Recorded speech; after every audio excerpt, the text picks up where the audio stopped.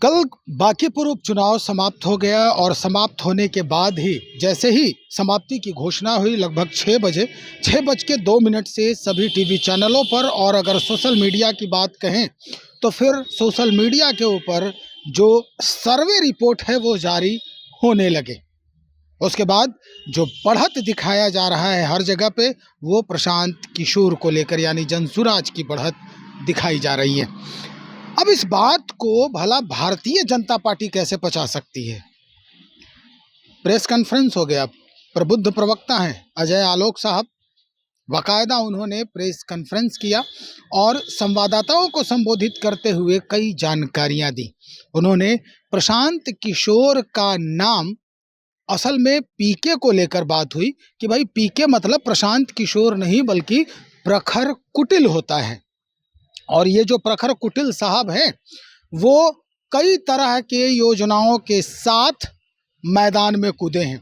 क्या कुछ कहा है अजय आलोक साहब ने, वो हम सीधा आप तक पहुंचा रहे हैं। हमने दिल्ली के चुनाव में देखा कि भारतीय जनता पार्टी को हराने के लिए कैसे कांग्रेस पार्टी ने अपना सारा वोट शिफ्ट किया था आम आदमी पार्टी के में। नतीजा हुआ कि कांग्रेस पार्टी पिछले 15 साल से न दिल्ली में है न बंगाल में है। उसी तरह का कुछ नजारा कल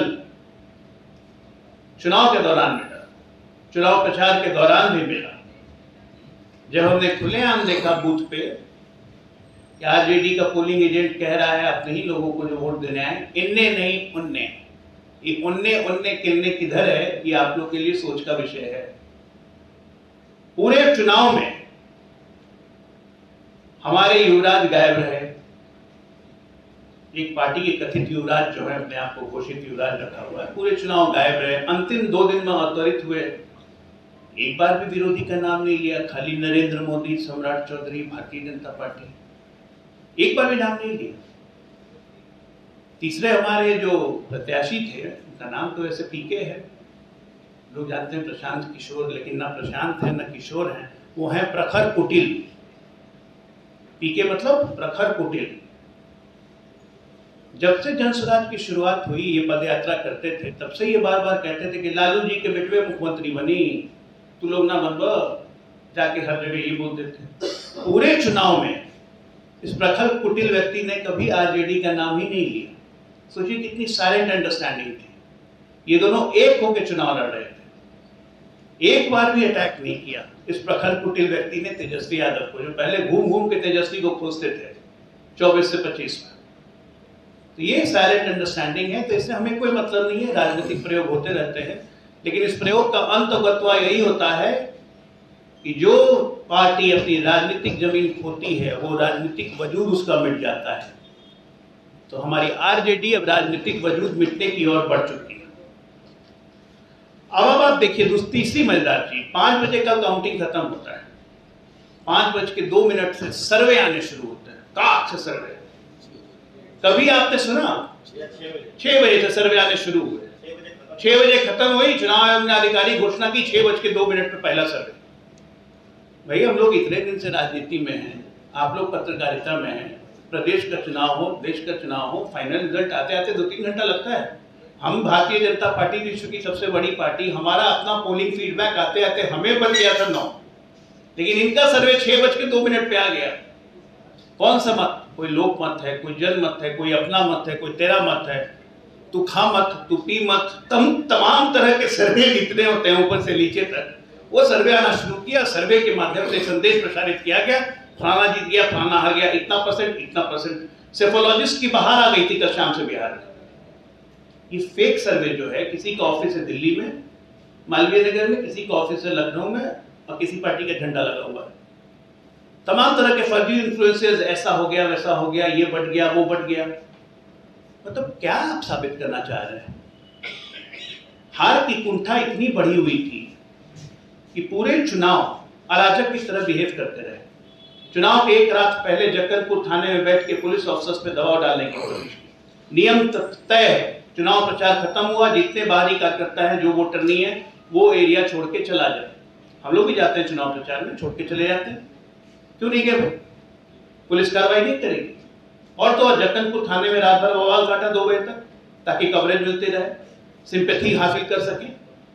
चुनाव प्रचार के दिन मैं भी चुनाव लड़ चुका हूं, हमारे दोनों बगल में विधायक हैं। चुनाव कैंडिडेट की गाड़ी में कैंडिडेट ड्राइवर और उसका अंगरक्षक के अलावा चौथा व्यक्ति अलाउड नहीं है। आप सबने देखा कि कल महामनीय प्रखर कुटिल जी कितने लोगों के साथ कितनी गाड़ियों के काफिले में घूम रहे थे या नहीं घूम रहे थे, 3 से 4 गाड़ियों में, और हर बूथ पे जाके अराजकता फैलाने की कोशिश की। महिला एसपी से दुर्व्यवहार किया, एन कॉलेज में मारपीट करने की कोशिश की गई। इनका पूरा प्रयास था कि किसी तरह से हिंसा भड़क जाए ताकि मुझे और माइलेज मिले। क्यों? क्योंकि रिजल्ट तो पता है कि 3 तारीख को रिजल्ट आएगा, मैं हारूंगा तब मैं कह सकता हूं कि तंत्र, सरकार और भाजपा ने मिलकर मुझे सुनियोजित तरीके से हरवा दिया।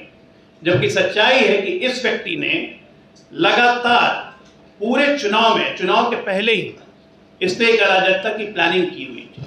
Social media influencer, YouTube influencer, बाहर के लोग। अब बताइए, भारतीय जनता पार्टी का हर व्यक्ति, दूसरे राज्यों में चुनाव होता है तो जाता है, हम लोग भी जाते हैं, सब कोई जाते हैं। हमारे राज्य में चुनाव होते हैं, लोग आते हैं, लेकिन चुनाव प्रचार खत्म होते ही 5 बजे सब कोई जगह छोड़ देते हैं। यहाँ हमारे राष्ट्रीय अध्यक्ष ने 16 तारीख को इस्तीफा दिया। 17, 18, 19 से जन स्वराज के 8-9 हजार कार्यकर्ता बांकीपुर पटना में आके डेरा डाल के बैठ गए। दर्जनों फ्लैट, होटल, अय्याशी, बाकी सब चीज जिसको मैं बोल रहा चाहता हूँ, हर चीज का इंतजाम था। धन बल का इंतजाम इस तरह से किया गया कि सबको हिसाब नहीं। पटना के जितने एंटी सोशल एलिमेंट्स थे जो जंगल राज में कथित तौर पे सक्रिय थे, वो सब सक्रिय थे पिछले 10 दिनों से। आप सब देख चुके हैं किन किन दूसरे दलों के नेता का फोटो इस प्रखर कुटिल के साथ है, चाहे वो कांग्रेस के नेता हो, चाहे वो आरजेडी के नेता हो, चाहे वो लेफ्ट के नेता हो। हमारे भारतीय जनता पार्टी के कार्यकर्ताओं को प्रलोभन देने की कोशिश की गई, लेकिन हमारे भारतीय जनता पार्टी का कार्यकर्ता टस से मस नहीं हुआ, टस से मस नहीं हुआ। मैं नाम नहीं लेना चाहूंगा कांग्रेस के नेताओं का। सोशल मीडिया पे अच्छे पूर्व गवर्नर, पूर्व मंत्री, अच्छे लोगों के साथ फोटो है प्रखर कुटिल का, तो ये क्या दिखता है? एक साइलेंट अंडरस्टैंडिंग के साथ आरजेडी, कांग्रेस वहां भी गया था। ये एक नया प्रयोग किया गया है, सोशल मीडिया का पूर्ण इस्तेमाल, धन बल बाहुबल का पूर्ण इस्तेमाल जिसको कह सकते हैं, इस प्रखर कुटिल व्यक्ति ने किया। लेकिन नतीजा ढाक के 3 पात, होना कुछ नहीं है। होना है वही 3 तारीख को भारतीय जनता पार्टी प्रखर बहुमत से जीतेगी। लेकिन ये फिर आदमी कहेगा, ये देखिए संविधान का कत्ल हो गया, भाजपा ने डेमोक्रेसी को हाईजैक कर लिया, चुनाव आयोग बिक गया। अरे चुनाव आयोग को तो कल हम लोग शिकायत दे के थक गए कि 3-3, 4-4 गाड़ियों से कैसे कैंडिडेट घूम रहा है। बाहरी व्यक्ति अभी तक क्षेत्र छोड़ के क्यों नहीं गए? भारतीय जनता पार्टी की तरफ से आधिकारिक शिकायत की गई, आरजेडी ने किया नहीं। क्यों करेंगे भाई, उनका काम कर रहा है। तो एक बात मैं बांकीपुर की जनता को कहना चाहूंगा कि सियार के चक्कर में मत आइए। बहुत लोग सियार के चक्कर में आए होंगे, बदलाव करेंगे। ये कोरोना वायरस है, ये एक ही चीज का बदलाव कर सकता है, बर्बादी का। बहुत मुश्किल से बिहार निकला है बर्बादी के रास्ते से बाहर पिछले 20 सालों में, और हम प्रगति के रास्ते पे चले हैं। इस आदमी की सोच में अराजकता है, ये हर आदमी को इस्तेमाल करता है। आप ही बताइए, भरत तिवारी की मां के साथ इन्होंने क्या किया? इस्तेमाल ही किया ना, क्या सही था ये? बाद में उसका खंडन हुआ। नीतीश जी का वीडियो जो उन्होंने अपील की थी, उसको इसने एआई का वीडियो बता दिया। बाद में जेडीयू के लोगों ने उस पर शिकायत दर्ज की। आइए चुनाव के बाद 3 तारीख के बाद कुकुर मुत्ता की तरह गायब हो जाएंगे ये प्रखर कुटिल साहब। तो मेरी आपसे बस ये दरख्वास्त है, ये जो सोशल मीडिया और ये नेट और ये इन्फ्लुएंसर और ये बाकी लोग के जरिए जो अपनी राजनीति चलाना चाहते हैं और धरती से दूर है, जिनको जनता से मतलब नहीं है, ऐसे लोगों से सावधान रहने की जरूरत है। क्योंकि बिहार की राजनीति बदलेगी और वैसे दल जो अपनी प्रासंगिकता खो देंगे 3 तारीख के बाद, उनको लिए मेरे पास कोई सलाह नहीं है।